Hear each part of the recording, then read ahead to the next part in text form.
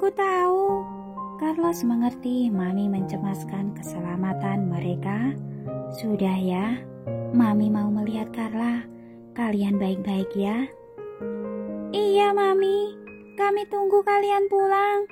Setelah menutup telepon, Tracy melempar ponsel ke Daniel, lalu dia duduk di samping menatap lampu UGD dengan terbengong. Carla akan baik-baik saja, Daniel menenangkan dengan lembut. Ini adalah kelalaianku. Tracy sangat menyalahkan diri sendiri jika ia dapat dengan cepat menemukan keanehan Windy. Jika dia bisa mengatur lebih baik, maka mungkin tidak akan kejadian seperti ini. Sebenarnya ketika Carla keracunan sebelumnya juga karena tak sengaja meminum racun yang diberikan Victoria pada dirinya. Dihitung-hitung 2 kali insiden Carla terjadi karena kelalaiannya. Sebelumnya ia menyalahkan Daniel, sekarang setelah dipikir-pikir ini adalah kesalahannya. Jangan asal berpikir. Daniel ingin memeluknya, tetapi ketika mengulurkan tangan, ia menyadari dirinya masih mengenakan pakaian kotor yang basah. Ia takut akan mengotorinya, terpaksa menarik kembali lengannya. Kamu pergi ganti baju. Tracy memandangnya. Carla juga tidak ingin melihatmu seperti ini ketika ia bangun. Baik, Daniel menganggukkan kepala lalu berdiri. Tracy memandang punggungnya, tatapannya sangat ruwet. Di saat ini Paula datang melapor. Dani mencoba menghubungiku. Katanya ingin kemari bertemu Windy. Ia segera naik pesawat penerbangan menuju Chiang Mai. Atur orang jemput dia. Jangan membocorkan perjalanan kita. Paham? Tracy melihat keluar, hujan sudah berhenti, tetapi langit masih saja gelap seolah kapanpun akan lanjut hujan, seolah ada sesuatu yang menyangkut dalam hatinya benar-benar sesak. Ia sungguh berharap hari cerah semuanya dapat membaik, tetapi waktu yang menunggu adalah sebuah penyiksaan. 1 jam berlalu, 2 jam berlalu, 3 jam berlalu. Dani sudah tiba di rumah sakit. Carla dan Windy masih belum keluar dari UGD. Dani terluka serius, kepalanya dibalut perban. Satu lengannya menggunakan gips ketika berjalan agak uling. Ia benar-benar terlihat memaksa diri untuk terbang dari kota Bunaken ke Chiang Mai. Sebelum tiba di ruang gawat darurat, ia telah mengetahui Windy belum melewati masa kritis. Seorang pria setinggi 185 cm, matanya mulai memerah, menundukkan kepala, dan air mata tak berhenti mengalir. Aku sudah memanggil dokter terbaik. Mereka sedang menyelamatkan Windy. Tracy berkata dengan ringan. Semoga orang baik dilindungi langit. Maaf, Dani berlutut di hadapan Daniel dan Tracy. Ia benar-benar sangat bersalah. Aku mohon pada kalian, maafkan Windy. Ia melakukan kesalahan karena aku. Semuanya salahku. Jika kalian marah, bunuh saja aku. Jangan salahkan dia. Terutama Nona Tracy. Windy menganggapmu sebagai kakak kandungnya. Aku rasa sekalipun ia mati, ia juga tidak berharap kamu membencinya. Aku tidak menyalahkannya. Kalau tidak, aku juga tidak mungkin meminta orang untuk berusaha menyelamatkannya. Tracy berkata sambil menghanyutkan kening. Apa yang terjadi? Sejak kapan Linda menculikmu? Di saat kamu berjanji bertemu Windy dan Paman Paul sebelumnya, dan kamu tidak kunjung datang, Paman Paul menunggu beberapa hari di hotel, kemudian ia kembali duluan ke pabrik di kota Hoi. Namun Windy masih menunggumu di hotel. Waktu itu aku juga membujuknya pulang. Ia tak mau dengar. Ia bilang kamu mencarinya, pasti ada hal penting. Kamu tidak datang mungkin karena ada urusan lain. Jika suatu hari kamu ingin bertemu dengannya lagi, ia harus berangkat dari kota Hoi lagi. Ini akan memakan banyak waktu. Bukankah akan sangat merepotkan? Jadi, ia terus menunggu di hotel. Selama setengah bulan, suatu hari aku pergi ke hotel mencarinya. Tiba-tiba aku menyadari ada orang yang ingin menculiknya. Aku berkelahi dengan orang itu dan menyadari diriku bukan tandingannya. Orang itu adalah pembunuh hebat. Aku mati-matian menghalangi mereka agar Windy dapat mengabarimu. Tapi aku tidak pernah menduga mereka malah menculikku untuk mengancam Windy. Dani menceritakan insiden itu dengan sederhana. Sejak awal, Linda seharusnya sudah berencana menculik Windy untuk mengancammu. Dani langsung melihat inti masalah. Ia berkata pada Tracy. Kemudian, karena dihalangi oleh Dani, Windy pun melarikan diri. Lalu mereka menyadari hubungan Dani dan Windy tak biasa. Jadi sekalian memanfaatkannya, menggunakan Dani untuk mengancam Windy.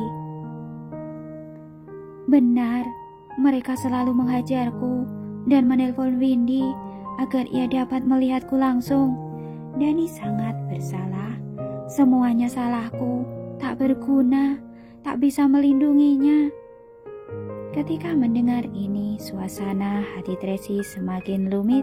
Ketika ia hilang selama 2 tahun ini, Windy dan Dani telah bergantung satu sama lain.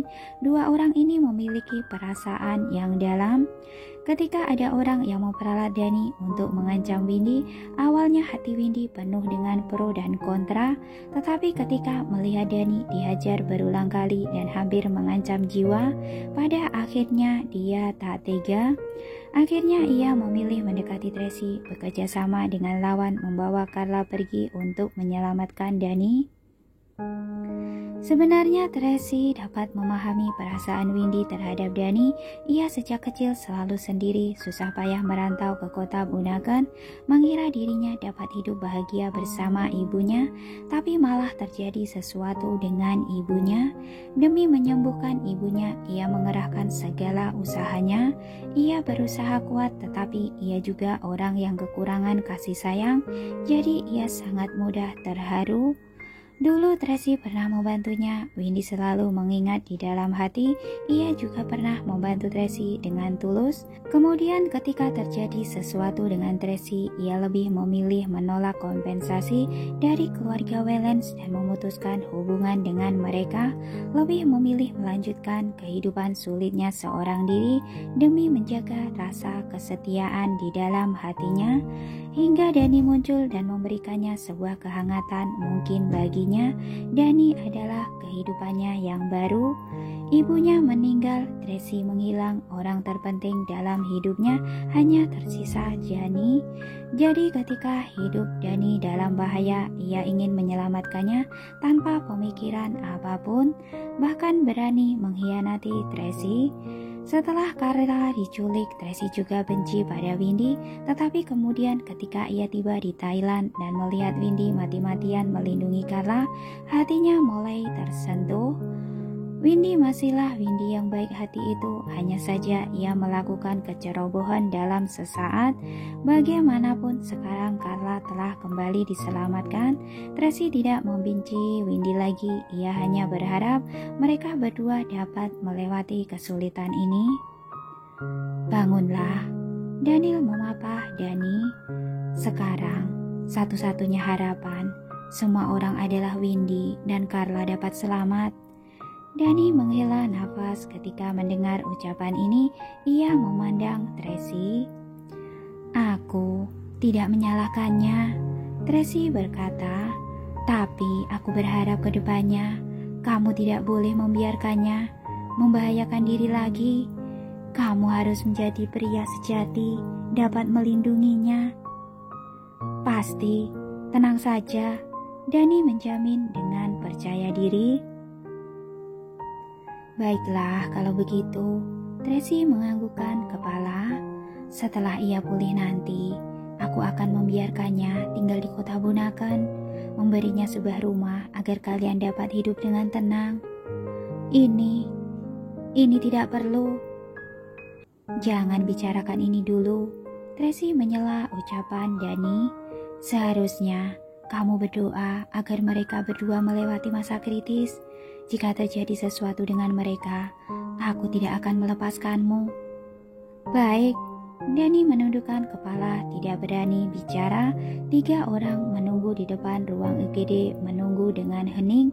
Waktu sedikit demi sedikit berlalu, tak terasa hari sudah pagi.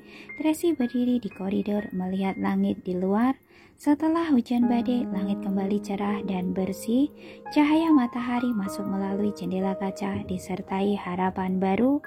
Tracy mengulurkan tangan ingin menangkap harapan itu, tapi cahaya yang menyinari tangannya melewati sela-sela jari tangannya.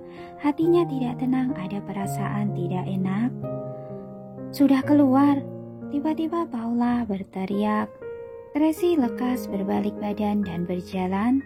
Tapi Vincent keluar dari ruang UGD. Ia melepaskan masker dan berkata, "Terima kasih langit.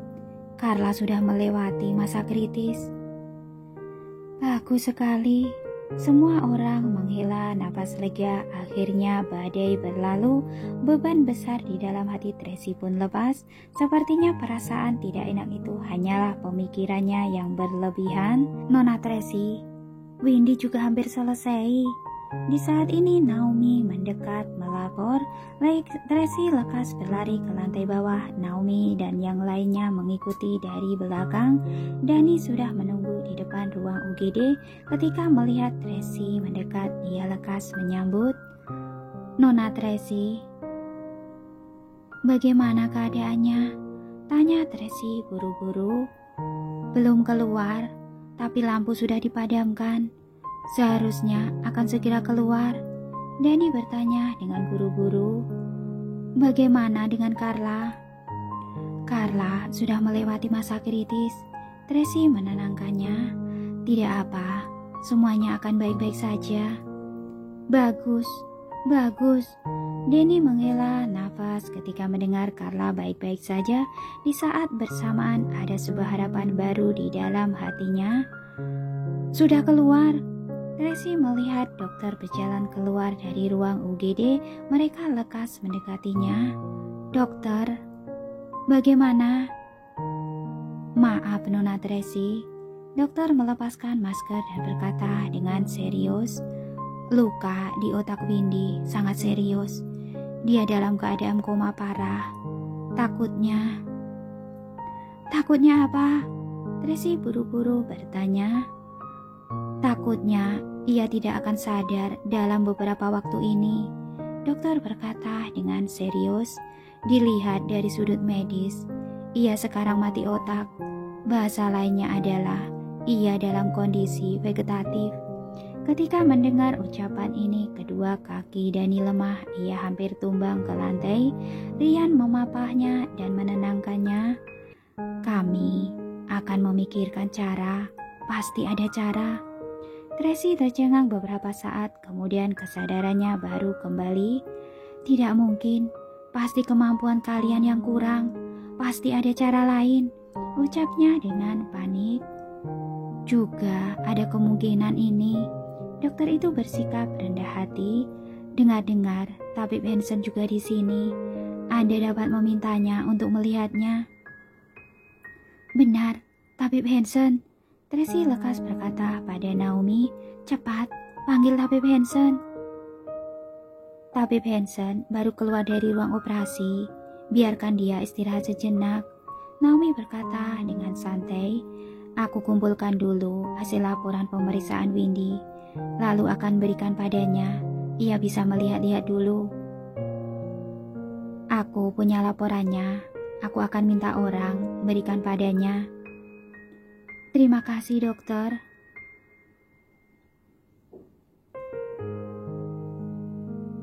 Tracy tidak menyerah. Ia membawa hasil pemeriksaan Windy mencari tabib Hansen. Tabib Hansen mengenyitkan kening ketika melihat laporan Windy. Tanpa memedulikan istirahat, ia bergegas memeriksa Windy. Setelah 1 jam, tabib Hansen memberikan kesimpulan yang sama dengan dokter itu, tapi ia juga memberi sebuah harapan. "Ilmu medis saat ini tidak dapat mengatasi mati otak, tetapi perkembangan ilmu medis sangat cepat. Mungkin lewat beberapa tahun lagi akan ada terobosan baru dalam bidang ini. Selama menjaganya dengan baik, maka akan ada harapan. Ketika mendengar ucapan ini, Tracy sangat sedih. Ia tahu tabib Hansen sedang menenangkannya. Harapan ini seperti harapan kosong. Windy masih begitu muda. Ia sedang berjuang untuk hidupnya. Sekarang malah terbaring di atas ranjang. Semuanya hanya bisa berharap pada masa depan yang tidak diketahui itu. Dulu ibunya sakit parah dan dinyatakan koma, terbaring selama beberapa tahun. Kemudian walaupun akhirnya berhasil sadar, tetapi ia meninggal beberapa bulan kemudian. Tracy tidak berharap Windy juga berakhir seperti itu, tetapi tidak ada yang bisa ia lakukan sekarang. Tabib Hansen adalah tabib terbaik. Jika ia tidak punya cara, maka sudah tidak ada cara lagi. Tabib Hansen benar, selama masih hidup, maka masih ada harapan. Danny lebih optimis daripada Tracy. Aku akan menjaganya dengan baik. Begitu bidang medis ada peningkatan, ia akan segera sadarkan diri. Windy memang tidak salah memilihmu. Tracy sangat emosional ketika melihat Danny. 10 hari kemudian, Danny membawa Windy kembali ke kota Bunaken dengan penuh harapan. Tracy membawa Windy ke rumah sakit Lily, juga meminta Lily menindaklanjutin segala pengobatan Windy. Semoga suatu hari nanti Windy dapat sadarkan diri dan bersama Danny menjalani hidup yang dia inginkan.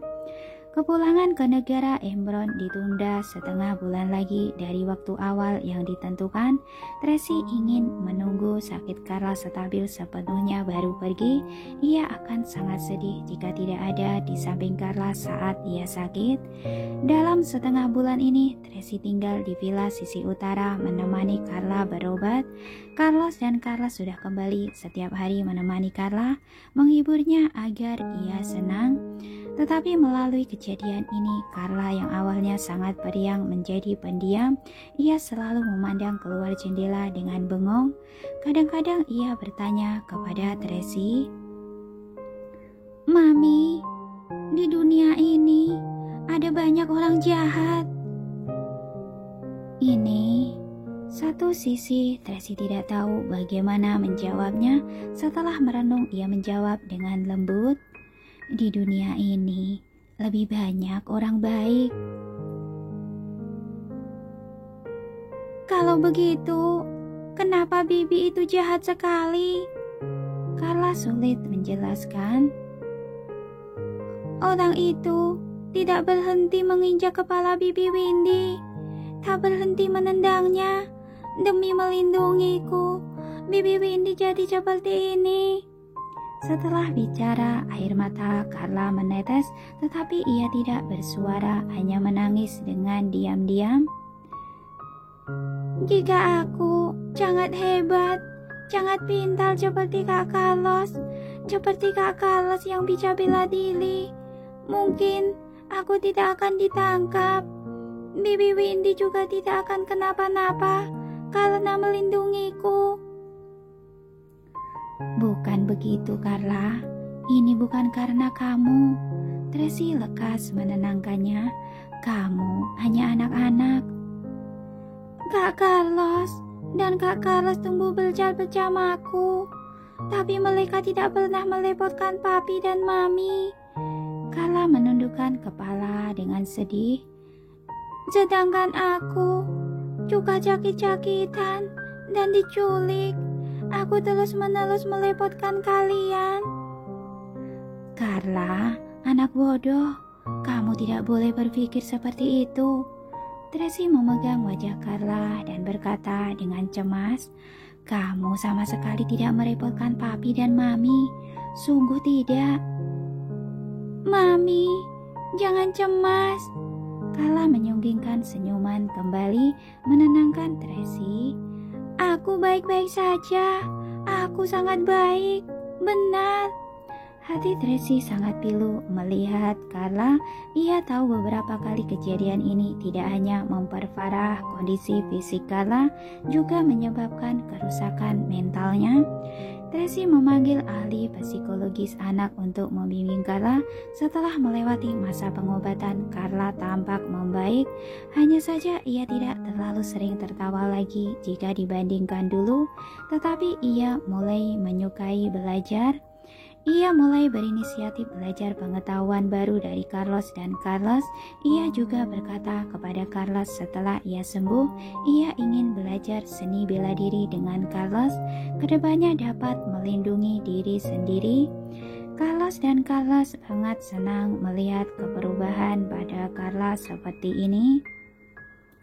Tetapi sebenarnya Tracy sangat khawatir. Di dalam hati ia khawatir Carla akan meninggalkan bayang-bayang psikologis menjadi tak ada rasa aman.